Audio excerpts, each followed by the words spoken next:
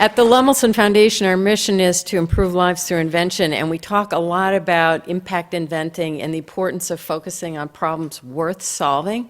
And I have to say, these last 3 talks for me have been absolutely inspirational. These are all problems worth solving, so it's fantastic. So now we're going to turn to a panel discussion, and the panel discussion is going to dig a little deeper into a subject that was just alluded to this morning in the earlier panel, which is how do we create the next generation of inventors and focusing on invention education. And I'd like to invite my colleague, David Coronado, who's program officer at the Lemelson Foundation, to come up and introduce you to the panel.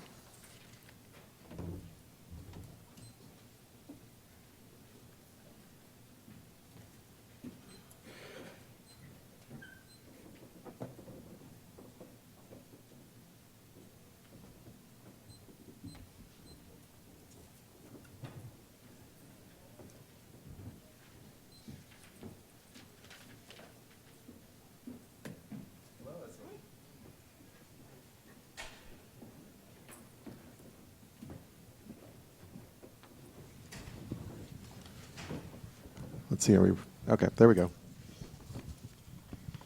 Well, good morning, everyone. It's a pleasure to be out here today in sunny Boston.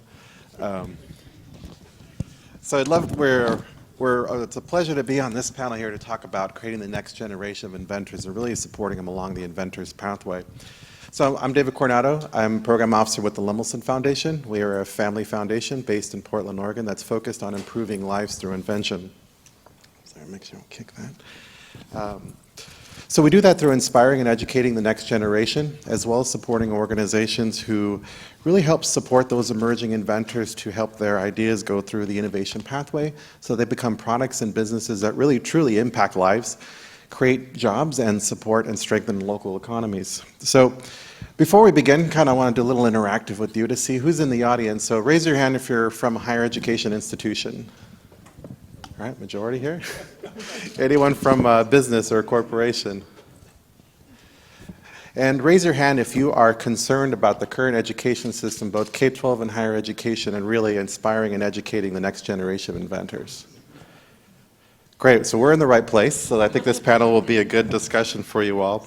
It's clear that members of NEI really appreciate the importance of nurturing that next generation of inventors who really are going to solve those major critical problems, but also are going to strengthen our economy. And I think that's what we'll be discussing a little bit today. So I want to talk a little bit about the concerns that we have around the current education system and the support that along the K-12 and higher education pathway that we are losing students and we're not providing them the right mindsets and the right skills for them to really see problems and take their ideas to fruition.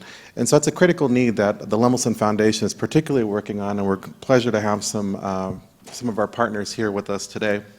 So to tell you a little bit about Invention Education, Invention Education is a student-centered approach which really is about cultivating students' power to identify problems that they're passionate about, to really think critically, and to really understand the needs of the end user. It's also about helping students really take their ideas to prototyping and to create a tangible solution.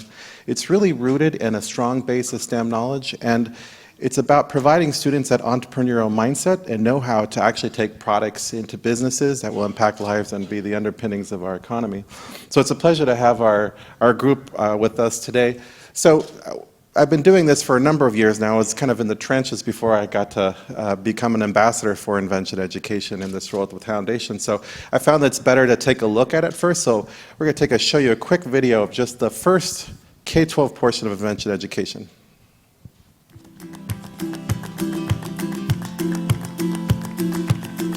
I had no interest in science and engineering going into high school. I actually really hated it.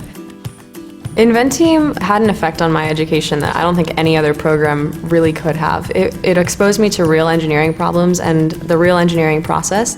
From there, that became what I wanted to do with the rest of my life.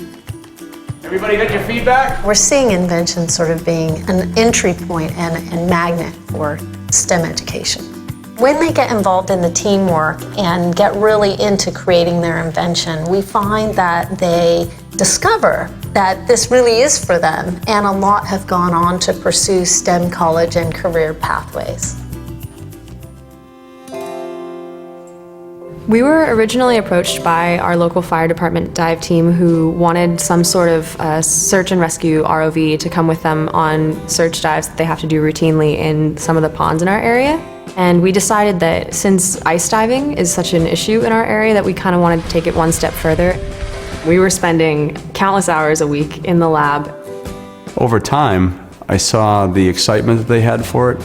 It became more about them and their ability to think at a higher level, identify problems, and come up with solutions. I was asking them to leave the shop at night. Seeing it the first time actually move and like respond to the controller, I didn't actually believe that it was happening. It was a truly indescribable experience. I felt so proud of the machine and of the rest of the team. Programs like Invent Teams are showing how invention education can transform the life of individual kids. So they're inspired, they feel creatively empowered, they go on to take on careers that make them into problem solvers. He says this is an interesting idea that I've never heard of before. I was fortunate to have 2 female students on the Invent team. They were able to bring their STEM education to the next level. And as a result, we have increased to a lot more females in my STEM classes here at Natick High School. Mr. Scott was really great about reaching out to me and a lot of other women in the school. We do need many more people in engineering disciplines, and there are a lot of great minds who are being steered away from it. I would not be sitting where I am right now had it not been for Mr. Scott's efforts. I'm a freshman at MIT. I'm planning to declare mechanical engineering with a focus in biomechanics, and I would really love to work in healthcare technology someday. Invent Team's experience affected my education in a way that really no other program could have. You're presenting your ideas to the real world, and that has real consequences in a really great way. It's a really incredible experience.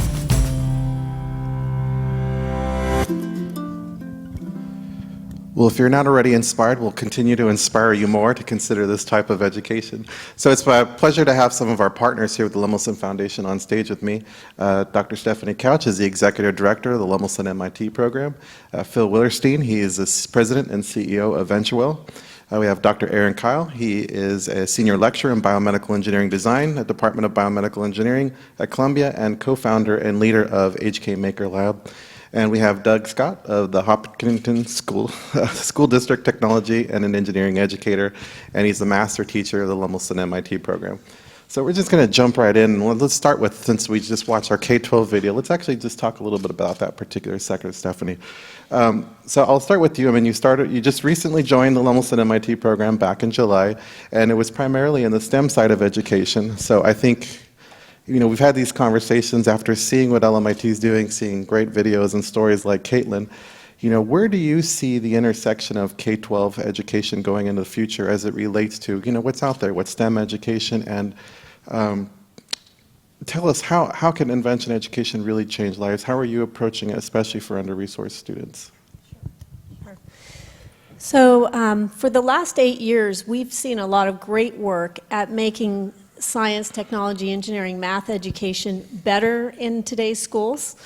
But what I learned when I started talking with our own staff and our prior grantees is that the experience like the one we just saw on the video helps girls and students that we have that are underrepresented in STEM college and career pathways see why it's important to study these subjects and how these subjects can merge with others to really have a meaningful impact. And when I went back and talked to school people who were former grantees, I experienced all these stories about how kids who really didn't see STEM as something in their future, how they were transformed by this experience. And so today I was listening to the panel about how we would put these expectations on faculty and perhaps, you know, greater exposure for college students to how to invent and how to start a company. And I think the expectations, putting them out there, is half of a solution to broadening participation and generating a broader pool in the patent pool. But you also have to demystify for young women and students from backgrounds that aren't represented among today's patent holders how to meet those expectations. You have to give them hands-on experiences with what it means to invent. And what that means, if you back it up into high school, is that we can't just have great science classes. We can't just have great math classes. We have to bring those together with great art teachers who can teach design thinking. We have to bring it together with the marvelous CTE teacher who knows how to build things and how electronics work. That's a whole different kind of teaching and a different kind of course that you find at some of our high schools, like we have a representative here today, but you won't find that kind of work at the majority of high schools yet. And that's our mission, is to have more of the kind of invention education programs that bring that expertise together. Yeah, and you have some wonderful master teachers that help bring that expertise and drive it out. So we have Doug Scott with us. Doug, you're in the trenches. You get to see it every day. We get to have these conversations of swapping education stories. But, you know, we saw you in the video, so Doug says he'll sign autographs afterwards. But we definitely want to celebrate Doug because he for us, is truly inspirational in the fact that, you know, you're a teacher you're an official inventor now. You have a patent that just got, the technology we just saw in the video was recently patented alongside your students as co-inventors of this technology. You're a master teacher, you're really inspiring and educating students. So a lot of folks will say, you're special, it can't be replicated. And also, you know, not everyone wants to become an inventor. And so can you tell us a little about what impact you have seen for yourself as well as a teacher, as well as for students who are really interested in you know, to become inventors, to become problem solvers. Even if they don't become inventors, you know, what's the impact on them? Sure. To start out, I would just say, I would have never envisioned that I would have gone through this process. So I think any teacher is capable of it. I was a business undergraduate, and I don't know how I ended up here.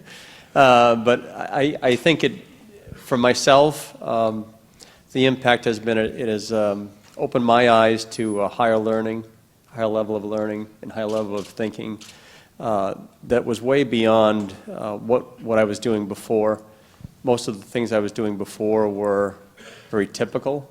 They were common problems that are introduced to students. I'm sure you're all familiar with egg drops and things, mousetrap cars and all these things. They're all great, and they have a lot of good fundamental lessons within them, but I really didn't see myself flipping the switch on students' minds in terms of what the possibilities for them were until I got involved with the Lemelson Foundation and worked through them and learned through them, and then ultimately, you know, bringing that to the students.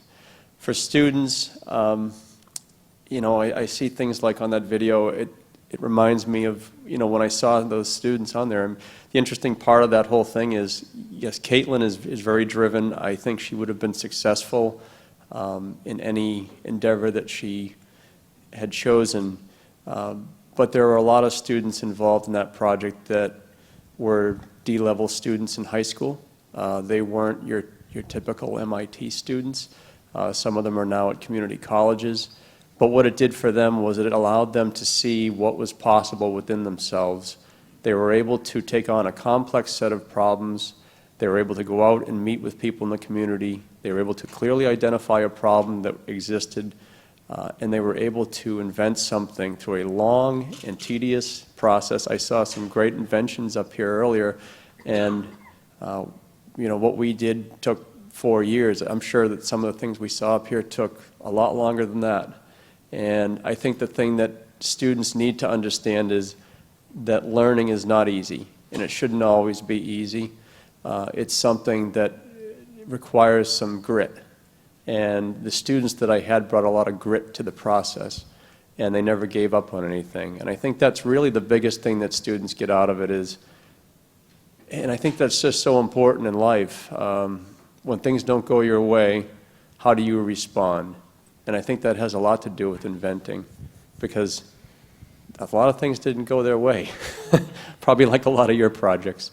So in the end, I think that's really the biggest thing that they get out of it. And so just a follow-up question, so how do you hook students into this? So there's always this discussion that students aren't interested in this type of education. So, what's the hook? How do you get them involved? Different approaches. With female students, I find a personal invite is required. If you post something up on the wall that says STEM, Tuesday, 2:30, room number 101, they will often overlook it or think it's not for them because of the culture in the school and beyond. So a personal invite is often required. Some other students need to be challenged in a way, I may approach you and say, oh, this is an interesting project. I've seen you've done really well with these other things. I got this really hard one over here. I don't know if you can do it, but we're doing it. So if you have any interest, and I just walk away. It depends on your audience. You have to approach it in different ways. You just don't hang flyers up at school and say, yay, we're going to put together an invent team. It doesn't work like that. Yeah. So it's recruitment. And I think that goes back to some coaching that I did. And I think that if you think back on any coaches or teachers that you had that had the ability to recruit or identify specific skill sets within individuals and then plug them in, I think that's what's necessary. Yeah, so we're going to kind of move into our higher education phase. So Caitlin went on to school, so I know she's doing quite well at MIT. But Phil, you're working on different issues of really helping institutions really think about how do they change their culture so they can support these young inventors who are really inspired, but to continue to educate them and really drive and market. I mean, with Ventual, it's been a privilege. You guys have, and this is from your guys' side, you've created a world in which science and technology innovators have support, training, and access to networks and resources they need to solve the world's most difficult problems. And I just was in a trip in Songkop, Africa, and we're able to see some of the inventors who came through Ventual supported programs, who now have businesses, who have employees, who truly are strengthening economies, creating jobs, and most of all, they're improving the lives of other people. So tell us a little bit about what does invention education look at higher education, right? Let's see, what does it look like, and what's the value add for higher education to get involved in this type of education? Sure, and it really has been a privilege to be doing that.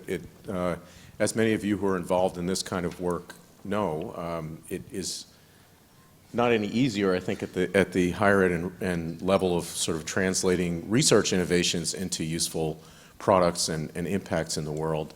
But when you look at this from an educational stream, I think really what we're talking about is a way of preparing people to be 21st century innovators and for them to, whether or not they are ultimately a patent holder or an entrepreneur who leads the development of a venture, the exposure to the problem solving, to the understanding that identifying a need is the basis of innovating, and the ability to have the creativity, creative thinking, and skill development at a sort of fundamental level is really critical to, I would argue, almost any university student. And I would argue that there's sort of a basic competency in society that people need to have, and that will actually lead us as a society to solve a lot of our problems.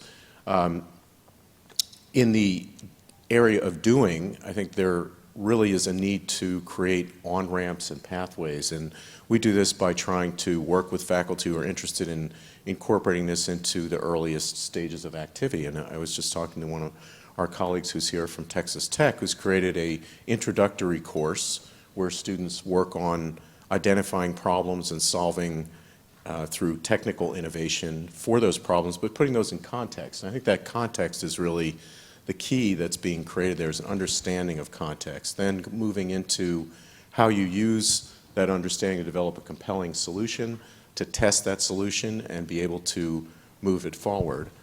And the technical development is really energized by the information that comes from the real world. And I think that one of the things that we see in terms of retention rates in some of the science and engineering fields and the ability of students to persist both with their studies and with the kind of background context that they need comes together when you put this kind of target in front of them.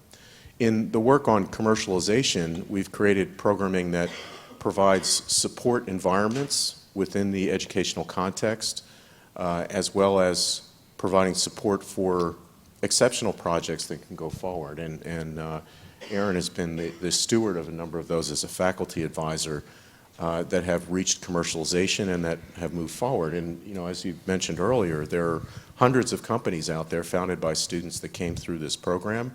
What we see now is through the programming that we've been doing with curriculum development and the creation of innovation programming in the institutional context that's permanent and recognized as part of the educational process, this creates a stream that can then lead to both advanced innovation in the research area and commercialization through the work of graduate students. I mean, you look at how the ideas that come out of your laboratories do so, it's typically between the ears of postdoc graduate student.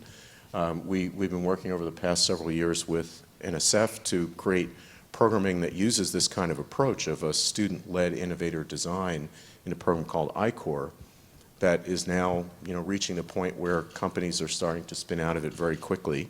Hundreds of companies now coming out of that and a lot of commercialization. One of the interesting things that happens there is the faculty who participate in that program are inculcated into a different way of thinking about how they approach application for their ideas. And what we're seeing there is the creation of, I think, a seedbed for much greater and sustained innovation across the departments. There was some discussion in the questions after the last panel about, how do you get this to spread within a department that may be fairly traditional in its thinking? And I think just like with the students, it's through having an experience and doing it that people become receptive and open to it. So I think what I've seen over the past couple of decades is a rapidly accelerating acceptance of this. There are still issues to be resolved, and it really is, I think, a process of taking what's now become an accepted practice in small areas within elite institutions and spreading that much more broadly throughout higher education and providing a context and policy framework that enables that to happen. Yeah, I mean, there's a lot of people that are thinking about it, but there's also a lot of people doing it, which I think has been, at Venture Will Open, congratulations on a successful conference of so many people every year. That community continues to get larger and larger. And so, Aaron, I mean, you're one of the doers, right? So you're at Columbia University, you're teaching faculty, you're actually implementing and working alongside VentureWell and developing companies. And so the question for you is, you're unique in that you actually operate in two worlds. So, you're helping support innovators on the higher education space, but you're also reaching further down in the pipeline for at the K-12 level with the HK Maker Lab. Maybe you could tell us a little about HK Maker Lab, but also tell us about, what's the importance of higher education institutions reaching down further in the pathway, and maybe you can speak a little bit about the impact that you're seeing at both the higher education level of students who are being nurtured by Invention Education, as well as those at the K-12 level. So thank you, David. For those of you that are unfamiliar, the HK Maker Lab is a program based out of Columbia University. It's a partnership between the Department of Biomedical Engineering and a local biotech incubator called the Harlem Biospace. And what we do is we recruit students from underserved high schools, minority populations. They come to Columbia for 6 weeks during the summer, and we go through the biodesign process from identification of a problem, figuring out for whom a solution might be important, what that customer might need, figuring out a variety of prospective solutions through a pretty rigorous brainstorming process. We go into some of the business aspects of our endeavors, looking at the market, what the reimbursement mechanisms might be, what the regulatory bodies involved might be with this device, and then we get into what I would argue is the most fun stuff. We actually build up devices. So we spend a good chunk of our time actually prototyping our devices, iteratively redesigning them until we come to a version that is appropriate for presentation and will satisfy those customer needs that are established early on. We are branching out into more avenues. We're focusing on making our summer program a professional development opportunity for teachers, where we can bring them to the Columbia campus. They can learn the design process in parallel with our students, and the hope that that will lead to the dissemination of our curricular elements throughout the local high schools. And we provide a set of internships for our students, primarily within the School of Engineering at Columbia, as well as within local biotechnology companies. So speaking to your question, David, about the impact of this and kind of the role of higher education and what the impact is for us, what we've primarily been seeing a lot of is our students come in and they've taken their STEM classes, a lot of them have done well in their science, their engineering, their physics, but there's been this decoupling between what they've learned in the classroom and what this actually means. What am I going to use this for? What's the purpose of these classes that I'm taking? And I think that's particularly important when you're looking at, say, minority populations or those that are coming from underserved schools where you're doing all this stuff, but it's not clear why. What would be the motivation to pursue this as you go on to your undergraduate studies or possibly make that your career path? So that's the deficit that kind of spurred my interest in starting this work, is saying, okay, we have to show these kids that there is this pathway that comes from being good in your science and mathematics classes, that you can use this for solving real world problems and tying that into the things that they might experience in their own communities, things they might have heard about on the news, is really what we're trying to fill, getting them familiar with the process of solving problems and taking it that step further to show them that they can be the ones to solve these problems. I mean, that's a lot of the feedback we get from our students is, I didn't know what engineering was, I didn't know how I could apply all these sorts of things. I had no idea I could solve these sorts of problems. I think it's kind of akin to what Doug probably sees a lot as well. And the argument you can make is you can be an innovator at any level. You just have to maybe have that initial nudge towards doing it. So that's the impact I believe we're starting to see in the students that are joining us this summer. And that's why I hope to expand this. And Doug and I were speaking shortly before the panel began about if you're doing this with a larger cohort of students, not just the 24 or so students who join us for the summer on a voluntary basis, but those that are taking this as a part of the regular curriculum, how can we engender this appreciation? How can we make people excited about the prospect of innovation? Not saying that everybody has to be inventors, but speaking more towards Phil's point about everybody having this kind of mindset to be problem solvers, or at the very least, those that can identify problems. So that's the sort of impact I think we might have. And I mean, that's kind of a softer impact. The more explicit things are seeing our students going to high caliber institutions. I get very excited when I see one of my students decide to pursue biomedical engineers because it means I've done my job well. But that's the sort of thing we're working towards. And again, building up our curricular elements. And on the higher education level, a lot of what I'm seeing is coming via the students who assist me in the programs during the summer. So seeing them become increasingly excited about not only their own innovation education, which goes part and parcel with being in our department, but also developing this appreciation for outreach and giving of these skills that they've developed over the years to the community and showing that, look, I'm not just taking a bunch of class, I'm not just going to go out and be an engineer or whatever else successful is going to come of my undergraduate education, but actually learning how I can use these skills to possibly lift up the next generation of people that might be interested in this sort of thing. Yeah, I mean, Aaron, you really speak to the idea that it really has to be, what you're doing has to be part of the culture of the organization, right? So it's not a standalone thing, and you're slowly making inroads. It becomes part of the culture of the organization. I mean, Phil, you work a lot on this about making a part of a culture institution, but it's hard, right? We talk about mindsets. An institution has to have the right mindset to really want to instill this into their culture. So, I mean, there are a number of different challenges to getting this into the higher education environment. Maybe you can speak to a few of the challenges, and I know there are many, but maybe also provide us some tools and opportunities where we can, people can look to you towards instilling this in their environments. Yeah,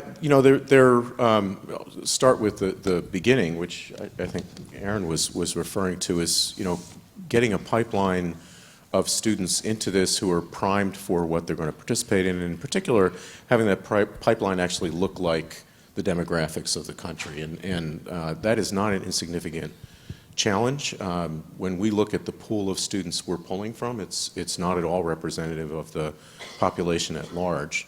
And so there's a sort of upstream challenge there. I think that the second piece of that is making space in the curriculum to do this. And frankly, what I see works best is actually assuming that it should be part of the curriculum and doing it as a mechanism for learning, which has some really great beneficial outcomes. And the presumption is typically that this needs to be something that's sort of standalone with a wall around it. And what we've seen is lots of successful models in which this is fully integrated across a four-year curriculum. Many of those interactions are not more resource intensive than what's done already, and there's some very, very large institutions that are doing this at very big scale. and doing things that are actually increasing the efficiency of some of the things that they do, like, for example, undergraduate lab experiences. When you integrate the tools for innovation into a setting where students can also use that to do their sort of fundamental lab requirement science deliverables, you actually can bring both the need for efficiency together with opportunities for innovation and sort of the community interplay that can happen by mixing people doing different kinds of things together. The third is providing resources to do this, and the Lemelson Foundation really has been a leader in this space. Through our program, we have funds to support curricular innovation. A number of people in the room here who have benefited from those grants and done some really creative work in creating hands-on, experiential, E-team-based activity. E-teams are student-led teams of innovators, and we have funds to help those teams develop innovations in the form of grants to students. And we've coupled those financial supports with information and learning. So we have actually over on the waterfront on Dry Dock Avenue, we're running a workshop for 10 student teams who are selected in a recent grants round. And they'll be learning how to and looking for value in the propositions that they've got. For faculty, learning resources and communities of practice are critical to taking things forward, to being able to sell things back home. We have a lot of resources that you can tap into, including networks for curricular development, for programming. We're an organization that operates on a membership basis, so you can join, and we're collaborating with NAI and looking forward to expanding opportunities to do that. The final thing I would mention is enabling some of the barriers to be removed. So this has been talked about a few times already this morning in terms of tenure and promotion requirements, which is something that we have some thoughts about in the context of teaching and leading innovation as a hallmark of being a innovator and having recognition for that kind of work. Overlaps a little bit with what the hallmarks of recognition and what the requirements for tenure are. And have some great models that we've seen implemented that incorporate this kind of learning outcomes and patents by students, publications by students that emerge as things that count towards faculty activity. The other is policy modification. I think for this group is a really important area. We came out last year with a policy chapter manual with Autumn that established good practice for helping students to not have barriers to moving forward with their IP and to do it in concert with the institutional policies instead of in opposition to it. And I think that there's still a lot of work to be done there to create kind of pro-intellectual property, pro-student policies that actually stimulate innovation. To sum it up, there's really a need to both support innovation, support the exemplars, provide them with resources to succeed, celebrate that success as is being done here. I think the academy approach and the recognition of leadership is really a critical piece of it, but it needs to be followed up with support and programming to take it to scale. So I'd be happy to talk with folks afterwards about some of the ways to get involved doing that. So Aaron, along that same topic about, how can higher education institutions better support you as a faculty member doing this daily to really think about, how can they help you, how can they help support you and including invention education into daily curricula on both, not only those students at the higher education level, but also supporting your efforts to reach further down into the pipeline? So I want to be careful up front not to proselytize to anyone. I know that different universities have different missions and different goals, but I think there is a lot of opportunity, particularly with regards to the outreach and the invention education part of things, specifically with regards to engineering departments. So you can look at it at different levels. It kind of depends on what sort of person might be pursuing this. If you're someone like myself who is teaching faculty and education is my primary mission, one can make an argument that this should probably be a part of what any teaching faculty is doing, that either part and parcel with their research or as part of their path to some degree of promotion, they should be doing some degree of outreach within the community. And if you're like myself, someone that teaches engineering design, that should be focused on engineering education. With regards to the tenure track faculty, and I think this is kind of a similar argument to what was presented during the panel earlier with regards to the importance of patents and things like that, I think it starts with obviously having departmental support for doing this sort of things, or maybe departmental ambivalence, and then giving the faculty some degree of motivation to pursue this, whether it's defraying teaching obligations elsewhere, or if this is something that will hold a degree of weight with regards to what's going to go on in their tenure package, or for that matter, simply making it clear that, look, there's the resources available, this might be a means by which you could achieve summer salary, and there are mechanisms of funding that you can pursue related to these activities. I think the big part of it is obviously motivation. You can't force people to do this sort of work. You have to have folks that actually want to do it, but then also showing that, you know, if this is the thing that you're passionate about, if this is the thing that you want to pursue, that it won't come as a penalty. If anything, it'll be almost like extra credit. It's something that you can do on top of your research obligations and show that there are things that are advantageous about this. And finally, making it clear to faculty that do this sort of thing, whatever level you're at, that by doing this, you present value. I mean, there's the altruistic value to it, that it feels good working with these young students. It's great when you see somebody build up a prototype, but also looking at it from the standpoint of possibly building up this pipeline of prospective students or innovators, people that might come to your university one day, or the person that might be the great American inventor. I think that's the sort of thing that has to be promoted more, rather than just having be kind of people with one-off passions that go after this sort of thing. Yeah, I mean, turning to you, Stephanie, thinking about kind of, you're based in a higher ed institution actually doing outreach work. So you're based at MIT. So my question for you is, you know, why is it important for institutions of higher education to become involved in K-12 education, and what are some of the resources that institutions can use to actually get started in doing this? Sure. Well, one of the things we know from a lot of research studies is that for high school students, near peers matter. They can be influenced by students who are just a little bit older, who came from their backyards or look like them. And so we actually have college student prizes for young inventors, both undergraduates and graduate students. The information is on our website about how students can apply. The applications are open now for the next round of awards.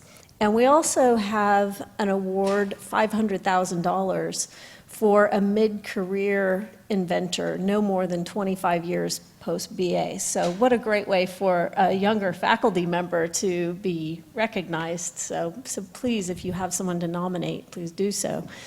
But another thing that we've learned through our Invent teams is that part of the power of the experience is that students are asked to find a problem in their own backyard, and they generate something that means something to them, a problem they want to solve. And so that takes depth and breadth of resources, knowledge that can be brought to bear on any problem that the kids find. And it typically goes beyond that which might exist at a high school. And so they have to have partners who will come to the table and essentially co-teach with the high school teacher who chooses to take this on. And so the model requires a lot in order for it to be successful. And we can support at MIT 15 teams a year. So now how do we grow what we know to be a successful model to a national program?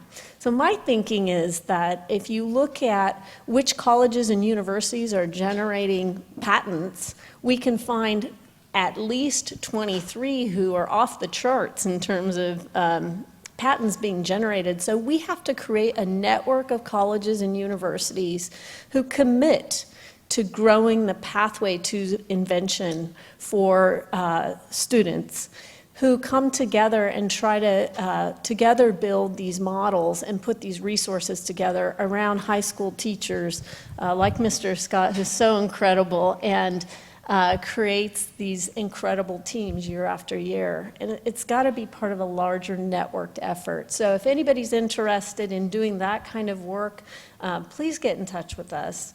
And we have an incredible invention education officer, Lee Esterbrooks, who's been at this for 10 years and She has an incredible Rolodex that we call on to support the 15 teams across the U.S., but it'd be so much nicer to have a network of partnered colleges and universities that can do this work with us. We'd love to work with you.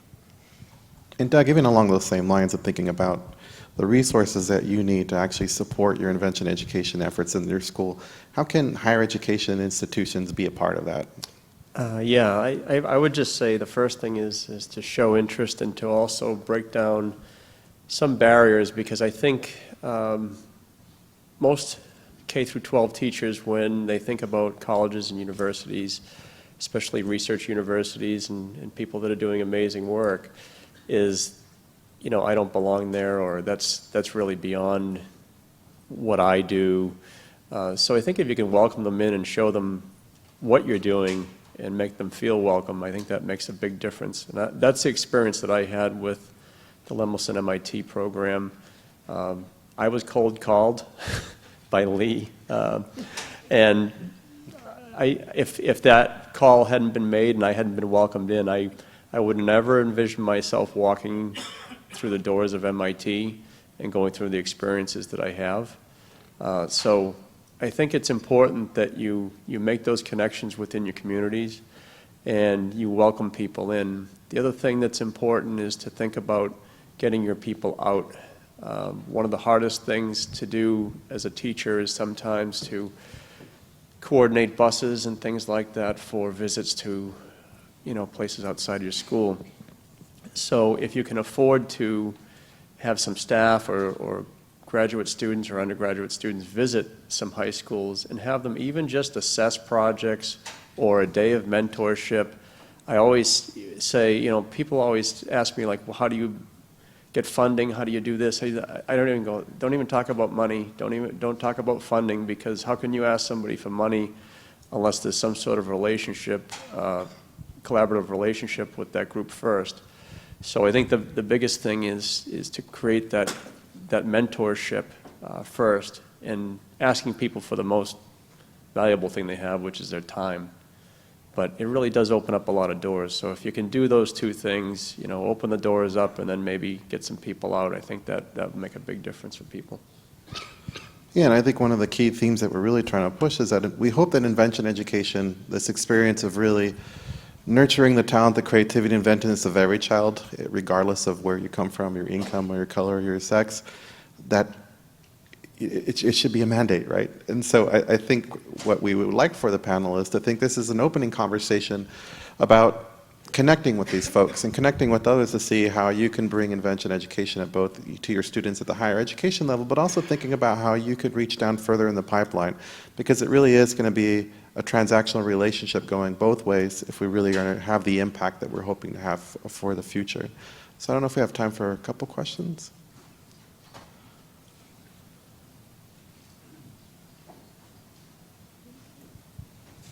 Hi. So that was a great session, really inspiring, really interesting. And I think there's almost a common theme to the whole morning, which is, you know, for a long time we've been trapped in the mindset, in the framework that innovation is a linear process, right? You go from a conceptual idea, from pure research, from the government-funded basic sciences, to something that's applied, to something that's tested, to something that goes to market. And I'm not saying we can't find cases of that, but of course if we study the history of invention, we find all kinds of complexity, right? Edison tinkered and experimented and made things that then inspired theoretical work in electrical engineering. And in fact, that's quite the common trail. And so, you know, one of the tensions around this tenure question that was up earlier this morning is very much that tenure is often given for more conceptual, theoretical work, but it turns out that's inspired by what people make. It's not like that just comes out of air and then we get a linear flow into consumer products. And so similarly for this panel, I guess my question to you is, you know, for working with students, it seems like the tactile, the making is absolutely an entree. Do they also then get into the more conceptual work? Do some of them in fact go into a more theoretical direction? And how do you encourage that? And others, of course, are more practically minded. And what do you do in that split, or in pulling together teams that have both of those skills? Yeah.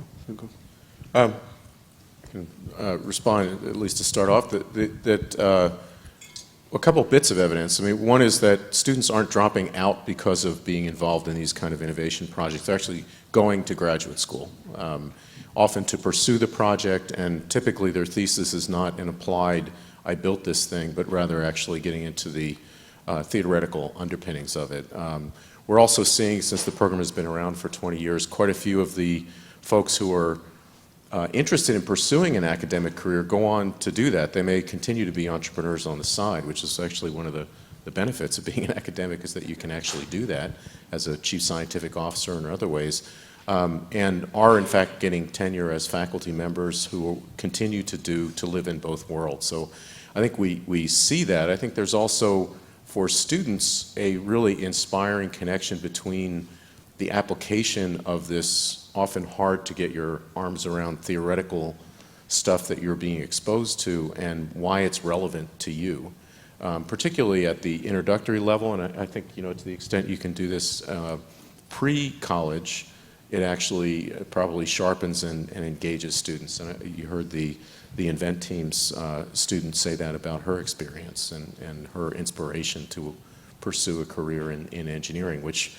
you notice is not about search and rescue engineering. It's actually going deeper and developing some pretty significant multidisciplinary background in both biological and engineering. We have time for one more question. My name's Garth Paris. I'm a director of a cancer center in Sanford Burnham Cancer Center in La Jolla. And I just wonder, we've heard some wonderful things about educating the younger generation, but there's a generation of people out there now, the postdocs, the graduate students who've been trained for a job that does not exist in the life sciences. Only 7% probably now of postdocs will find a job in academia. It's less than in the biophysical sciences. And the problem I see is that we're surrounded by 750 biotech companies, but the students, trainees, have no way of getting into them because these companies don't have any research funding for that. Pharma is looking to biotech for their innovation now. And what's missing here is that we have no pharma, you don't have very little biotech that I can see, and so we're sort of missing this next step. And so you have to consider whether you're actually training these young people for something that is not existing in the biosciences at the moment and may not exist elsewhere in the future. That is funding to get into biotech, or to get into tech, and to get into the bigger industries. I'm not sure I completely agree with that, because I think there are different aspects to biotechnology that we can still be addressing with our students. It's not an insurmountable challenge to introduce pharma at say like high school level students, maybe coupled with their basic chemistry knowledge and things like that.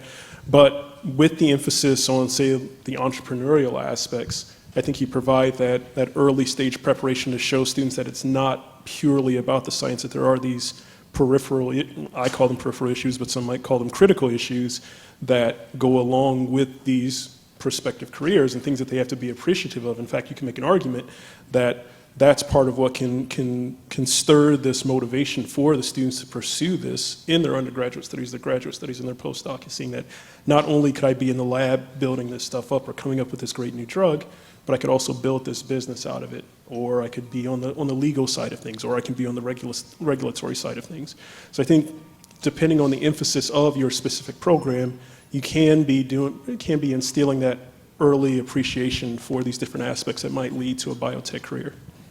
So respectfully, that's kind of my thought on it. I would add to that the program called I-Corps, which is now actually spread across many of the federal funding agencies, is actually in part designed to try and address that gap between the training you typically would get preparing you to be a researcher and the connections to the applied world, and provides a really kind of intensive engagement in how you think about opportunity and how you translate opportunity to value, and that's broadly available and something definitely worth pursuing. One last quick point is, being an inventor often requires you to be part of a team that's interdisciplinary. And how many of us have had to reinvent our careers in entirely different fields over and over again? And so I think what you learn through inventing is this exposure to other fields that lets you go to the other side of whole different area of work and apply what you know. And I think that's really important too when you come out and find there's no jobs in my field. I just want to thank the panel, and hopefully this is an introductory conversation and not an ending conversation, so we look forward to talking to you all about this topic further.